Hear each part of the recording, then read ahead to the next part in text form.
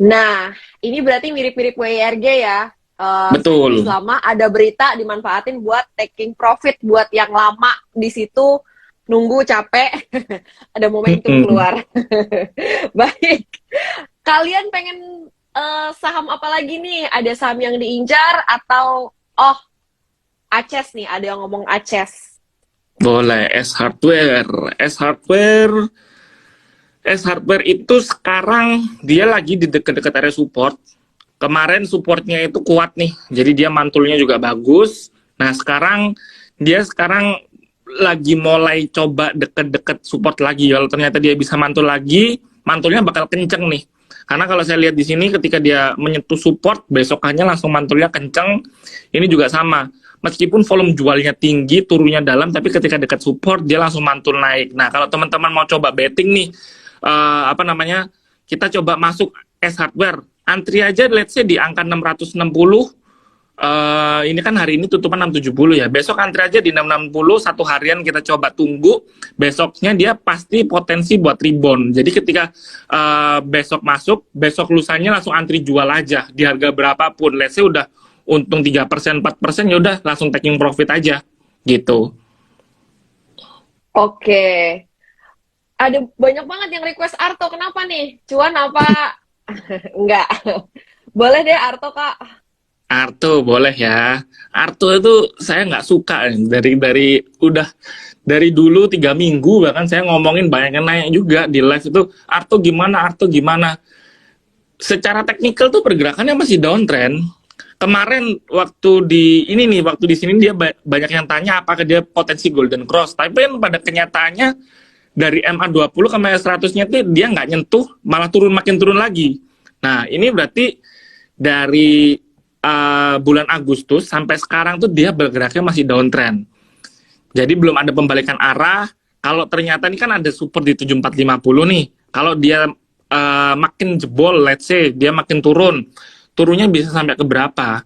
Saya sih bilang turunnya tuh bisa dalam banget loh. Karena story-nya Arto itu kan bagusnya itu ketika dia di sini, ketika dia dibeli Gojek ya tahun lalu, itu kan nggak ada rem nih naiknya.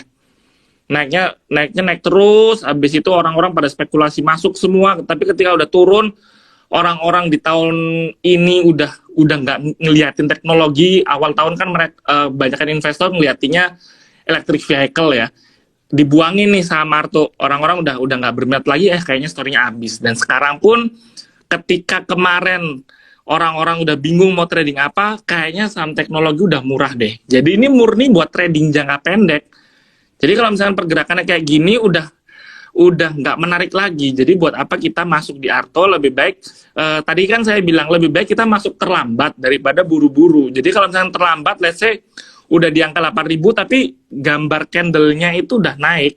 Misalkan saya gambarkan gambar candle-nya itu udah ke sini nih, let's say. Itu nggak apa-apa masuk aja. Tapi kan ini gambar candle-nya itu masih turun, masih masih berpotensi untuk turun ke bawah sini gitu loh. Jadi buat apa kita masuk? Dan paling enak kalau misalkan kita uh, belinya kalau dia sudah ada di atas angka EMA 20-nya.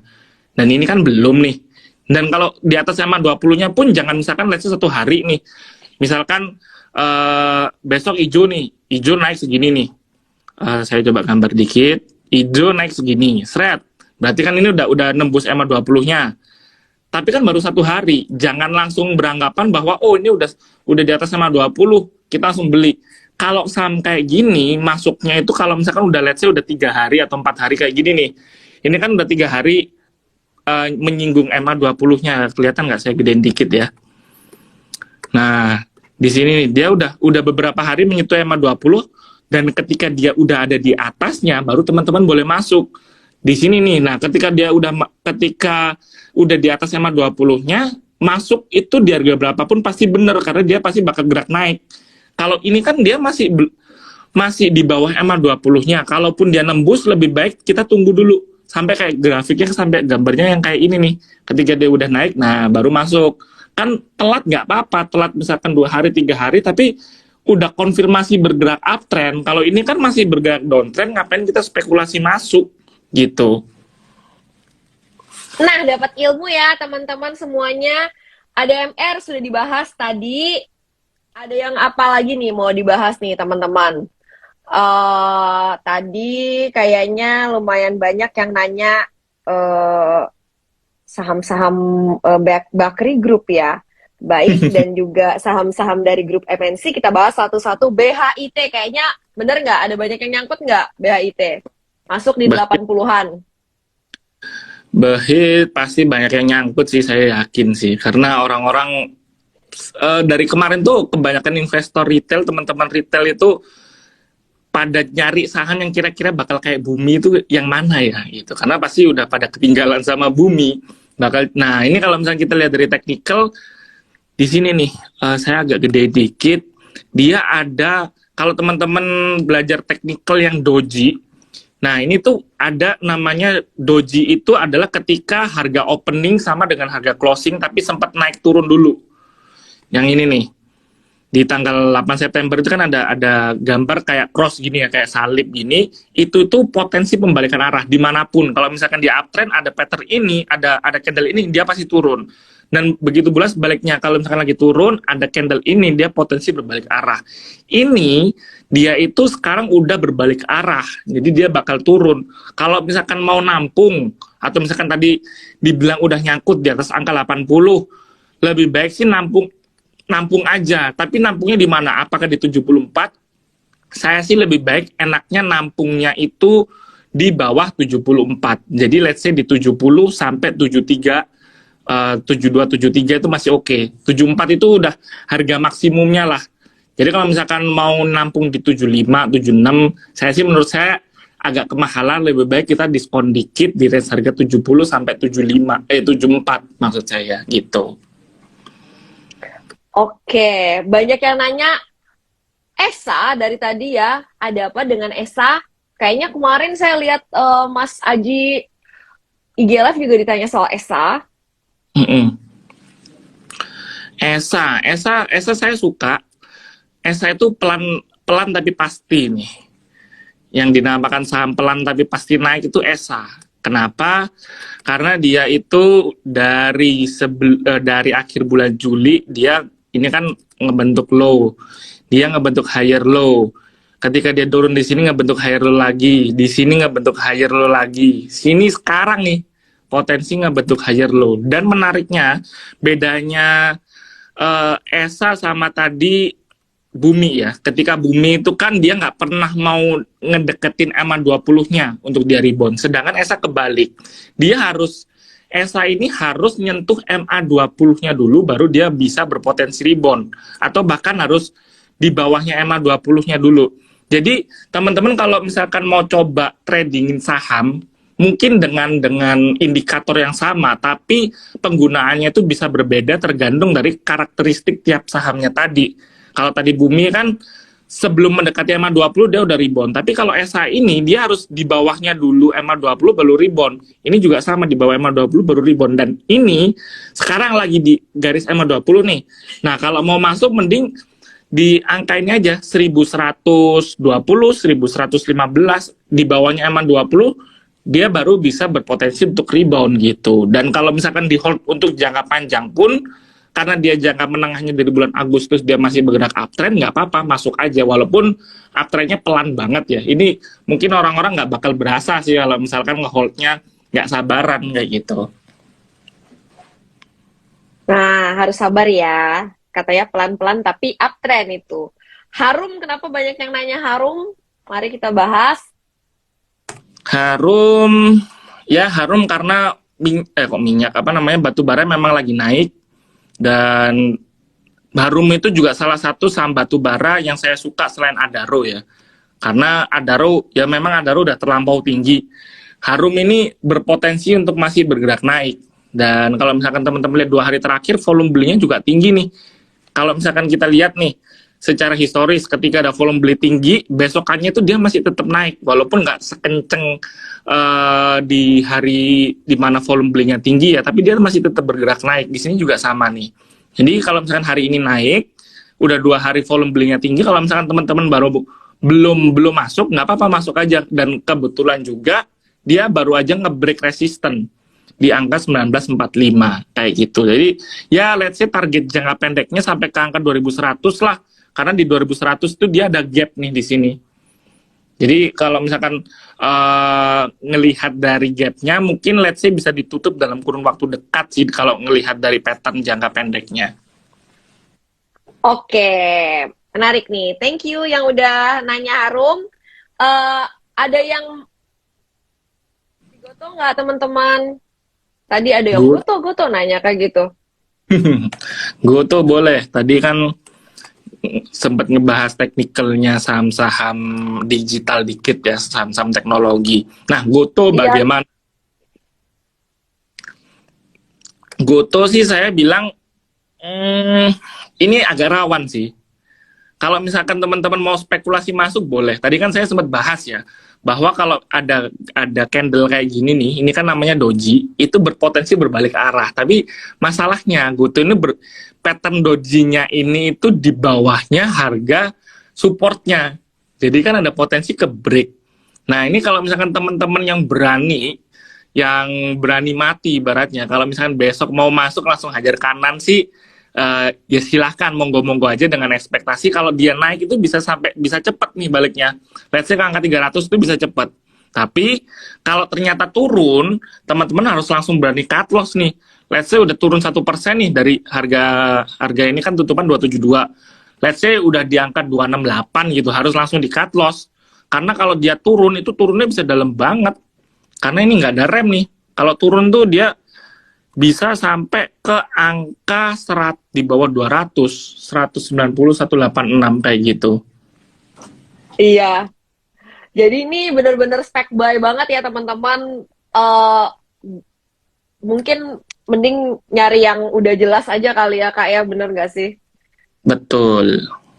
Iya, baik. Ada yang mau nanya apa lagi? Tadi banyak yang nanya soal saham apa tadi? Banyak banget nih, masih belum selesai dibahas ya teman-teman nih, masih banyak banget nih. Antam apakah juga mirip dengan Harum? Boleh Kak? Antam, Sama BRMS Kak, tadi banyak yang oke. nanya. Antam kita ada rekomendasi buy karena memang dia jangka pendek baru keluar dari area support nih. Jadi ini jangka pendeknya itu kan dia ada di area set base dan dia ketika kemarin nge-break itu ternyata solid nih, konfirmasi dia bergerak uptrend, jadi bukan false breakout. Teman-teman kalau misalnya mau masuk nggak apa-apa karena juga dia udah ada di atas angka EMA 20-nya. Kita misalkan let's say beli hari ini tutupan 2120, besok antri beli 2100 deh kalau misalkan takut, dan kita ada target jualnya itu di 2280 itu untuk Antam. Tadi satu lagi apa, Cialin? BRMS, banyak banget yang nanyain BRMS. BRMS, boleh nih. BRMS, wah, ini BRMS ini agak hati-hati nih, karena dari kemarin itu turunnya itu nggak pakai rem. Meskipun volumenya kecil, tapi turunnya tuh dalam. Artinya apa? Nih, kalau misalnya kita lihat dari sisi volumenya tuh kan kecil nih, tapi turunnya kok bisa dalam-dalam gini, itu berarti orang nggak ada yang nampung. Jadi, misalkan dengan uang 50 juta itu kita buang ke kiri, itu harganya bisa langsung turun 2%, 3% gitu. Jadi, orang itu masih berasumsi bahwa kayaknya masih ada harga yang lebih murah deh kalau daripada misalnya kita nampung di harga 240, 230.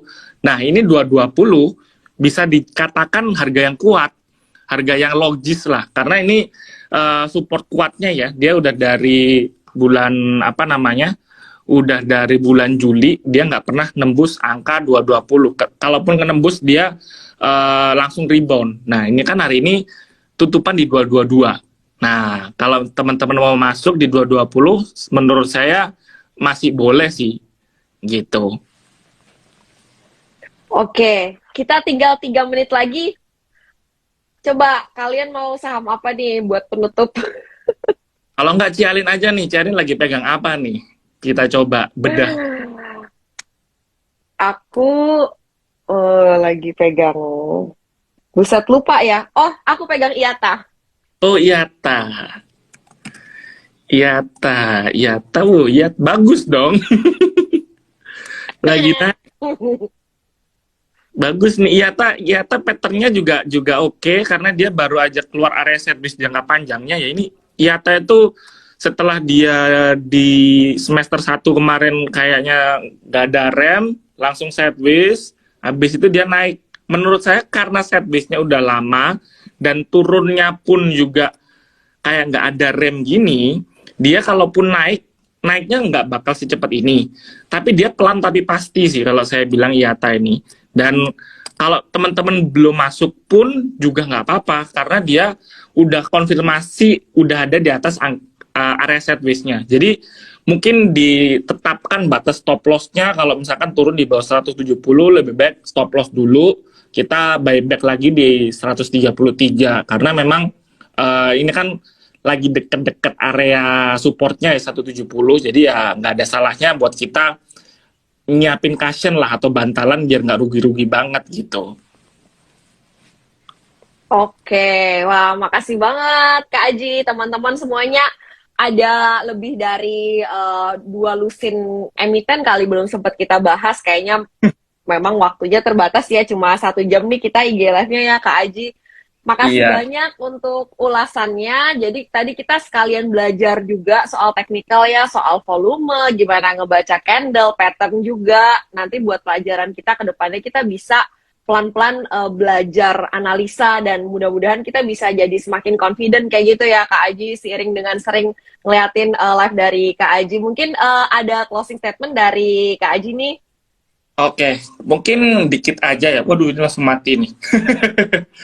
Jadi karena marketnya global itu sekarang lagi banyak uncertainty, lebih baik kita kalau dari kemarin suka hold saham-saham big caps, bisa deh coba dikurangin karena lebih baik kita nampung di harga bawah aja, weakness aja karena takutnya dalam kurun waktu sekarang bulan apa September, Oktober, November itu ditakutkan udah nggak ada katalis positif apa-apa, jadi market bisa semakin turun.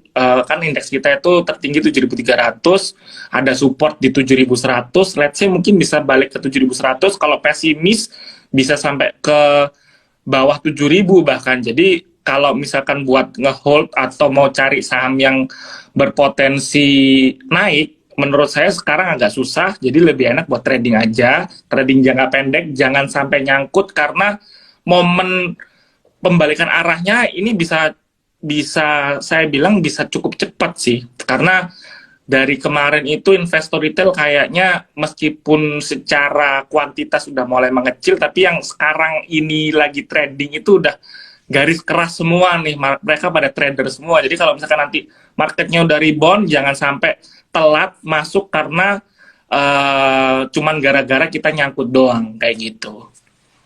Jangan sampai kehabisan peluru ya teman-teman. Jadi yang masih Betul. berani trading nih berarti emang pemberani.